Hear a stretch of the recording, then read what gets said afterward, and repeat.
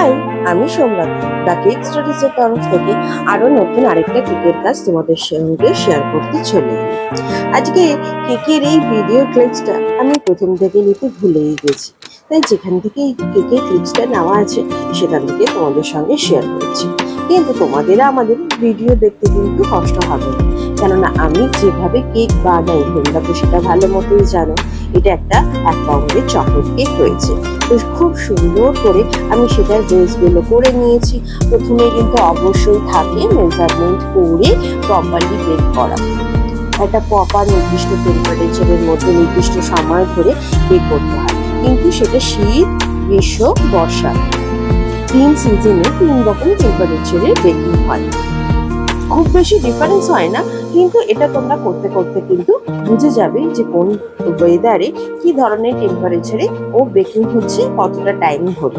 সেইগুলো একটু তোমাদের মতো অ্যাডজাস্ট করবে, তাহলেই দেখবে পারফেক্টলি কেকটা হয়।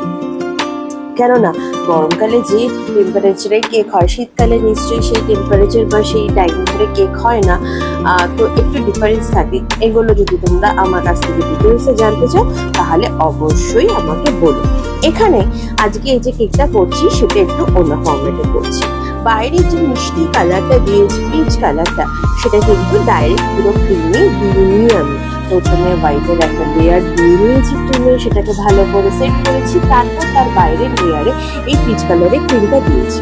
তোমরা ডাইরেক্ট পিচ কালারের ক্রিমটা দিয়েও করতে পারো, বাট আমার মাঝে সাঝে মনে হয় যে একবারেই পুরো ক্রিমের কালারটা দেবো না, অল্প অল্প করে দেবো।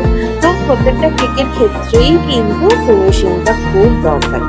তোমরা দেখবে আমার ফাস্ট ফরওয়ার্ড ভিডিও থাকলে আমি কিন্তু প্রপারলি ফিনিশিংটা আনার চেষ্টা করি।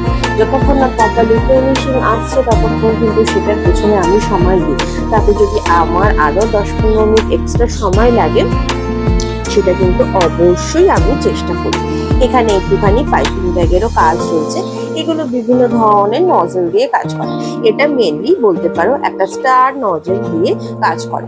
হাতের টেকনিকের ওপরে এগুলো কাজ করে। গরমকালে জানি একটু পাইপিং ব্যাগের কাজ করতে অসুবিধা হয়, কিন্তু তোমরা যদি প্রপারলি টেকনিক জানো তাহলে কিন্তু কোনো অসুবিধাই হবে না। এখানে দেখবে একটা নতুন ধরনের পাইপিং মেথডে কিন্তু আমি এটা করেছি। এগুলো কিন্তু করতে বেশ সুন্দর, মজাও লাগে। কেমন দেখতে হয়েছে তোমরা তো অবশ্যই আমাকে কমেন্ট করে জানাবে। কিন্তু তার আগে তোমাদের সঙ্গে আমি এই ভিডিওটা শেয়ার করছি। যদি ভিডিওটা ভালো লাগে থাকে তাহলে প্লিজ লাইক ফলো করো, তাহলে একটু ভালোই হয়। তারপর তোমরা দেখতে পাচ্ছ যে খুব সুন্দর করে এখানে রোজ করে নিয়েছি। করে নেওয়ার পর এত সুন্দর করে রোজের ডাটিয়ে দিয়েছি। এগুলো কিন্তু সম্পূর্ণ পাইপিং ব্যাগেই করা। আর সুন্দর করে মায়ের জন্য একটা কোটেশন লাইন।